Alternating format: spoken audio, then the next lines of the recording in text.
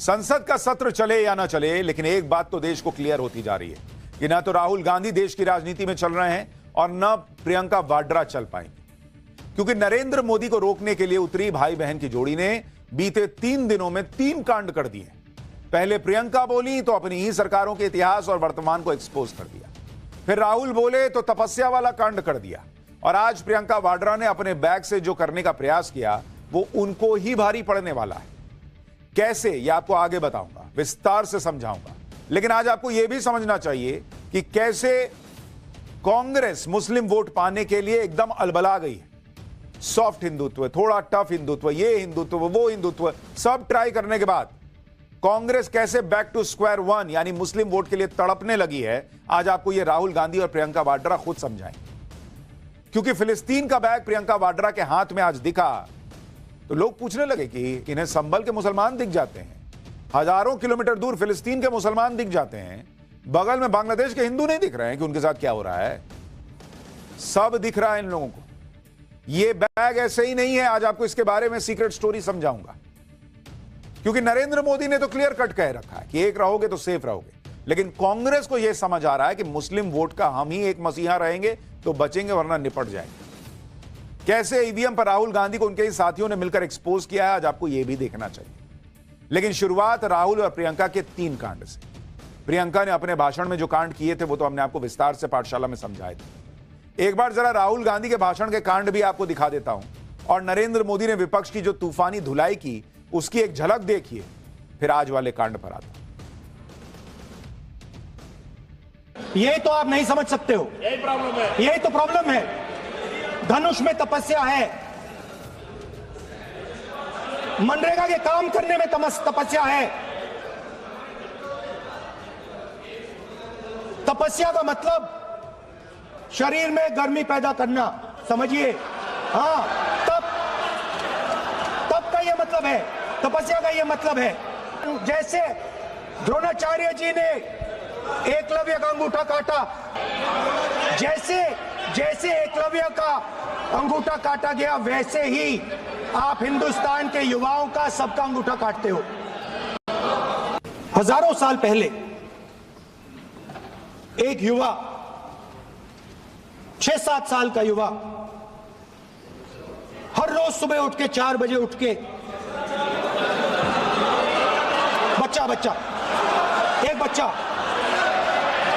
एक बच्चा, वाह बहुत बढ़िया, एक बच्चा 4 बजे उठ के तपस्या करता था। आदरणीय सभापति जी, गरीबी हटाओ का जुमला इसी के कारण जुमला बनकर के रह गया। गरीब को इस मुश्किल से मुक्ति मिले, ये हमारा बहुत बड़ा मिशन है और ये हमारा संकल्प है, और हम इसके लिए दिन रात एक कर रहे हैं। जिनको कोई नहीं पूछता, इनको मोदी पूजता है। भाई, कांग्रेस कुछ भी कायदे का कर दे तो उसे मंदिर में जाकर लड्डू चढ़ाना चाहिए आज की डेट में। चाहे तो कहीं जाकर चादर ही चढ़ा ले, लेकिन जैसी उनकी श्रद्धा करें, क्योंकि एक भी काम ढंग से कांग्रेस से हो नहीं पा रहा। और नरेंद्र मोदी ने इतना पावरफुल मैसेज दे दिया कि जिनको कोई नहीं पूछता उनको मोदी पूजता है, यह देश भर में चर्चा का विषय बन गया। ऊपर से प्रियंका वाड्रा ने आज जो किया, उससे कांग्रेस की मुस्लिम वोट के लिए डेस्परेशन और हिंदू वोटों से अलगाव सब साफ दिखने लगा। प्रियंका वाड्रा आज एक बैग लेकर संसद आई। उस बैग पर फिलिस्तीन लिखा हुआ था, जिसकी आज बड़ी चर्चा हुई। प्रियंका वाड्रा के इस बैग ने कांग्रेस की मुस्लिम तुष्टीकरण की पॉलिटिक्स को उजागर कर दिया, क्योंकि कांग्रेस को संभल याद आता है, कांग्रेस को फिलिस्तीन याद आता है, लेकिन बांग्लादेश के हिंदू याद नहीं आते। प्रियंका वाड्रा के इस बैग पर अंग्रेजी में पैलेस्टीन विल बी फ्री यानी फिलिस्तीन आजाद होगा लिखा था। संसद में प्रियंका वाड्रा फिलिस्तीन के समर्थन में यह बैग लेकर पहुंची। अच्छा, यह मत सोचिएगा ऐसे ही आ गई, इसके पीछे पूरी सोच है, वो आगे आपको समझाऊंगा। हैंड बैग पर सफेद कबूतर बना था, जिसे शांति का प्रतीक माना जाता है। एक तरबूज बना था, जिसे फिलिस्तीनी एकजुटता का प्रतीक माना जाता है। अच्छी बात है, प्रियंका वाड्रा को फिलिस्तीन के लोगों की फिक्र सता रही है, लेकिन लोग पूछ रहे हैं कि बांग्लादेश पर ऐसा बैग प्रियंका वाड्रा कब लेकर आएंगी। इससे पहले भी प्रियंका वाड्रा संसद में एक बैग लेकर पहुंची थी, तब भी उनकी बड़ी चर्चा हुई थी। उस बैग पर पीएम मोदी और गौतम अडानी की एनिमेटेड तस्वीर बनी हुई थी। ये देखिए, जब प्रियंका वाड्रा से फिलिस्तीन के बैग पर सवाल पूछा गया तो वो बिना कोई जवाब दिए निकल गए। एक बार देखिए, फिर आपको बताऊंगा कि प्रियंका वाड्रा ने आज संसद में बांग्लादेश के हिंदुओं पर क्या कहा। इतिहास क्यों बदलना चाहते हैं? अब ये देखिए, इनका काम है, इतिहास बदलना है, इतिहास मिटाना है। हम आपका बैग भी एक स्टेटमेंट बन गया। प्रियंका वाड्रा ने अपने बैग पर चुप्पी साध ली। जब पत्रकारों ने उनसे दोबारा सवाल किया तो प्रियंका वाड्रा ने बैग के मुद्दे को पैट्रियार्की यानी पितृसत्ता से जोड़ दिया। प्रियंका वाड्रा ने कहा कि वो इस बारे में कई बार बता चुकी हैं कि उनके विचार क्या हैं। प्रियंका ने कहा कि वो कैसे कपड़े पहनेंगी कौन तय करेगा। भाई, ये तो बरसों से चली आ रही रूढ़िवादी पितृसत्ता की तरह हुआ कि महिलाएं क्या पहने क्या नहीं। प्रियंका ने कहा कि वो इसे नहीं मानती, वो जो चाहे वो पहने।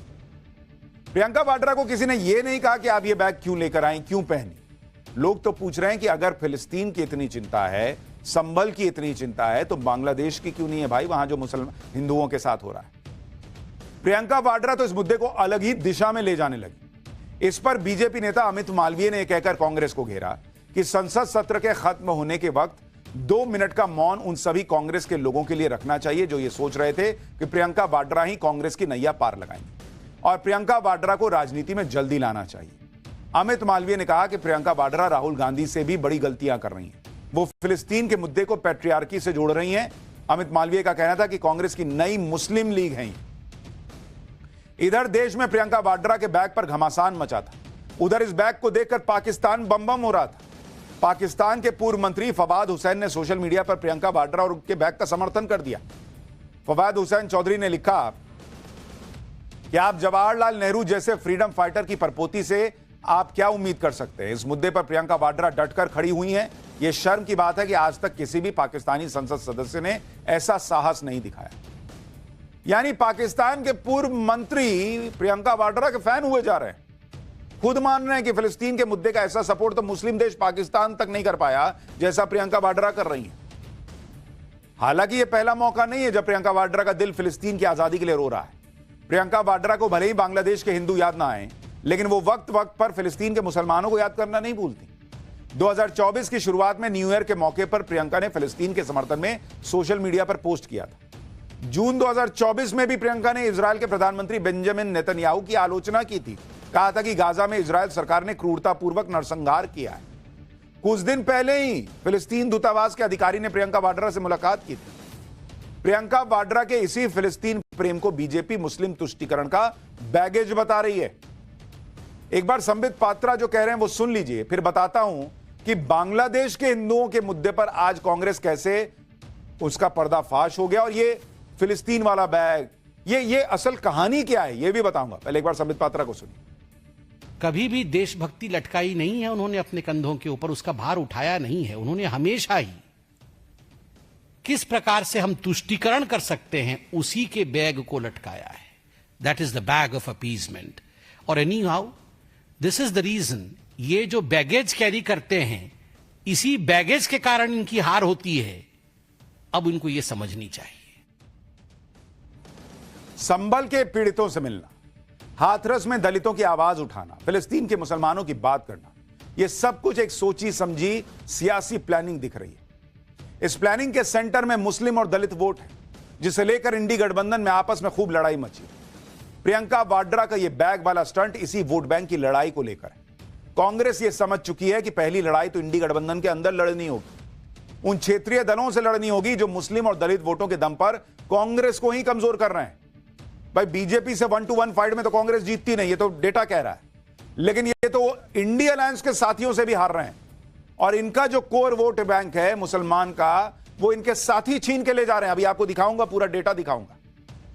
इंडी गठबंधन में तो मुस्लिम वोटों के एक से बढ़कर एक कई दावेदार खड़े हो गए। भाई, जैसे अखिलेश यादव, यूपी में सारा मुस्लिम वोट ये लपेट लेते हैं। ममता बनर्जी बंगाल में किसी और को मुस्लिम वोट लेने ही नहीं दे रही। असदुद्दीन ओवैसी देश भर में घूम घूम कर अपनी दावेदारी पेश कर दे रहे हैं, हम भी हूं।